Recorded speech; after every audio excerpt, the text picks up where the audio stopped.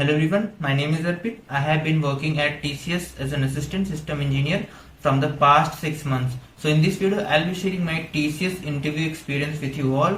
So if you are preparing for an interview with TCS or want to secure a job in TCS, so please make sure you can watch the video till the end so you don't miss any valuable insight. So without any further delay, let's get started.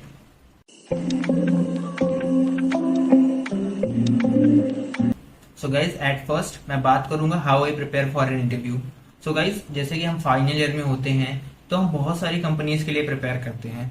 तो ऐसे ही मैंने ना कि specific TCS के लिए prepare किया था, बल्कि मैंने मल्टीपल कंपनीज के साथ जो नॉर्मल क्वेश्चंस होते हैं, कॉमन क्वेश्चंस होते हैं, उसके साथ अपनी प्रिपरेशन स्टार्ट की थी। चाहे वो हमारी जावा प्रोग्रामिंग हो, चाहे हमारा वो डीएसए हो, चाहे वो हमारा वेब डेवलपमेंट का हो, चाहे हमारा प्रोजेक्ट हो, तो सभी चीज को हमें साथ में कंबाइन करके लेके चलना है। तो मैंने बहुत सारी चीज जो थी वो मैंने यूट्यूब से पढ़ी थी, बहुत सारी चीजें थी जो मेरे कॉलेज में कराई गई थी, और जो प्रोजेक्ट्स होते हैं मोस्टली वो भी मैंने यूट्यूब से देख के सीखे थे बहुत सारे प्रोजेक्ट्स। और उसमें से मैंने एक प्रोजेक्ट चूज किया था अपने लिए कि मुझे क्या बना सकता हूँ वहां पर। तो प्रिपरेशन, अगर आप टीसीएस की इंटरव्यू की बात कर रहा हूँ, अगर आप इसकी प्रिपरेशन कर रहे हैं तो आपके पास एक प्रोजेक्ट ऐसा होना चाहिए, क्योंकि टीसीएस के इंटरव्यू में प्रोजेक्ट्स पूछे जाते हैं। तो उसके बारे में भी मैं डिटेल में बात करूंगा कि किस तरह के क्वेश्चंस आते हैं, क्या क्वेश्चंस आते हैं। अगर आप एक निंजा में सिलेक्ट हुए हैं तो किस टाइप के क्वेश्चंस आते हैं, अगर आप एक डिजिटल में सिलेक्ट हुए हैं तो किस तरह के क्वेश्चंस आते हैं। तो पहले मैं बात करूंगा निंजा की, जिसमें मैं सिलेक्ट हुआ था।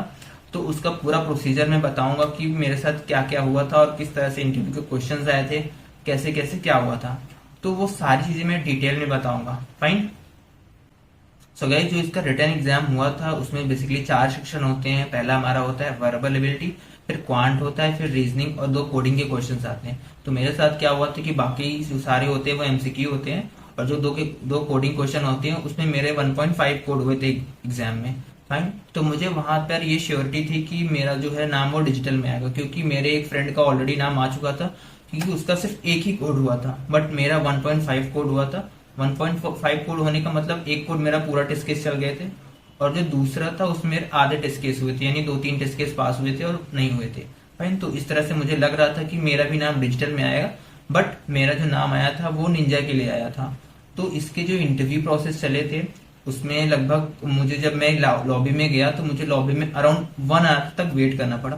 कुछ लोगों का होता है कि उनका जो इंटरव्यूअर होते हैं वो 10 मिनट में आ जाते हैं, कुछ लोगों का होता है वो 20 मिनट में आ जाते हैं, कुछ लोगों का 1 घंटे भी लग जाता है। तो मेरे साथ क्या होता है, 1 घंटे से ज्यादा हो गए थे, तब तक इंटरव्यूअर नहीं आए थे। तो उनको उसी समय मैंने मेल किया, तो मेल करने के लगभग 15 से 20 मिनट बाद इंटरव्यूअर आ गए थे। लॉबी में मैं वेट कर रहा था 1 घंटे से। तो ऐसे बहुत सारे स्टूडेंट्स के साथ हुआ था।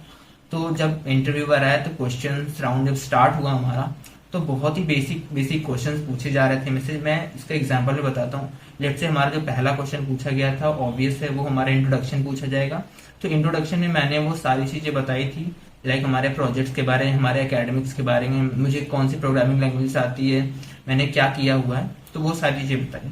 तो उसके बाद उनके जो क्वेश्चन स्टार्ट हुए वो प्रोजेक्ट से स्टार्ट हुए, यानी कुछ क्रॉस क्वेश्चन वो प्रोजेक्ट के बारे में पूछने, लाइक कि इस प्रोजेक्ट में कितने मेंबर्स थे, आपका क्या रोल था, आपको कौन सी प्रॉब्लम फेस करनी पड़ी, अगर आपने कोई प्रॉब्लम आई तो आपने उसको कैसे ओवरकम किया। तो ये सारी क्वेश्चंस पूछने लगे प्रोजेक्ट से। तो इसी टाइप के कुछ और भी क्वेश्चंस होते हैं जो प्रोजेक्ट से रिलेटेड पूछते हैं। तो अगर आप इस इंटरव्यू के लिए प्रिपेयर कर रहे हैं तो आपके पास एक अच्छा सा प्रोजेक्ट होना चाहिए, और उस प्रोजेक्ट से रिलेटेड आपके पास पूरी कंप्लीट इन्फॉर्मेशन होनी चाहिए कि आप इस प्रोजेक्ट में काम किए हैं, आपको ये आता है, अपने इतने सारे मॉड्यूल्स बनाए थे। तो मैंने उसमें जितने मॉड्यूल्स बनाए थे उन सारे मॉड्यूल्स के बारे में उनको बताया कि मैंने इतने सारे मॉड्यूल्स बनाए थे, इसमें भी ये कर रहा हूँ, इस प्रोग्रामिंग लैंग्वेज को मैंने यूज किया है, इस टेक्नोलॉजी को मैंने यूज किया, और मैं इस तरह से प्रॉब्लम्स बना रहा हूँ, सॉरी सॉल्यूशंस का निकाल रहा हूँ इतने सारे प्रॉब्लम्स का।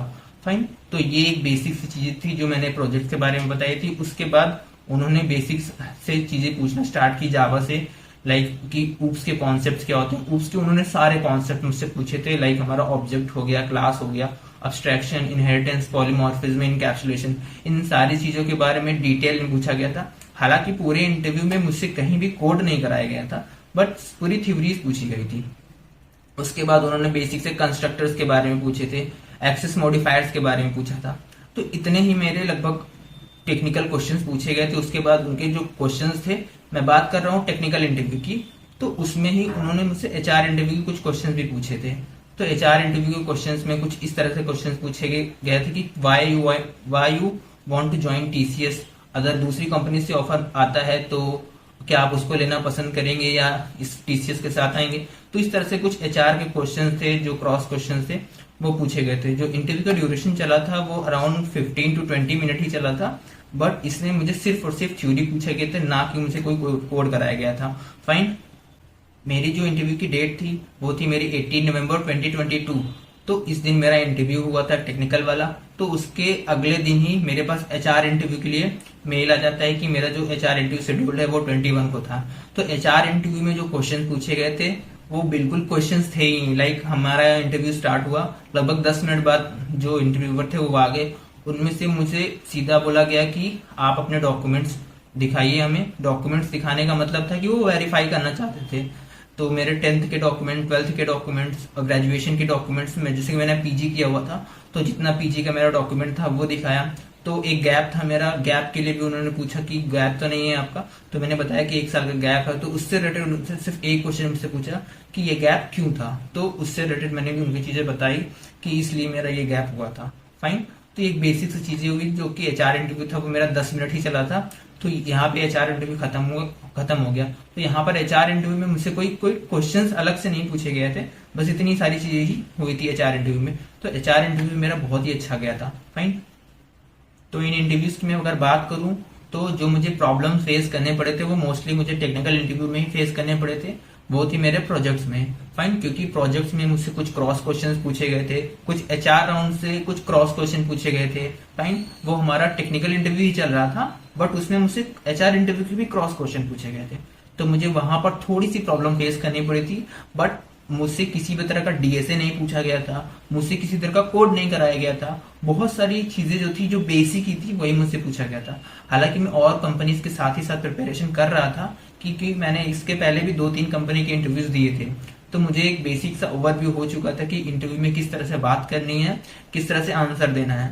बट कुछ कुछ ऐसे क्रॉस क्वेश्चंस होते हैं जो हर कंपनी में सेम नहीं होते, but most of the companies में सेम होते हैं। जैसे कि मैं टेक्निकल इंटरव्यूज की बात करूं तो उसका एक ऐसा कॉन्सेप्ट होता है जो बहुत ही ज्यादा मैंडेटरी होता है। लगभग हर कंपनीज में, 99% कंपनीज में, अगर मैं टीसीएस, कैपजेमिनी, एसेंचर, विप्रो ऐसी कंपनीज की बात करूं तो इन सारी कंपनीज में ये ऊप्स से कॉन्सेप्ट जो पूछे ही जाते हैं, क्योंकि ये बहुत ही कॉमन चीजें हैं। और इससे रिलेटेड मैंने एक वीडियो भी बनाया था उस समय टॉप 30 इंटरव्यू क्वेश्चंस के बारे में।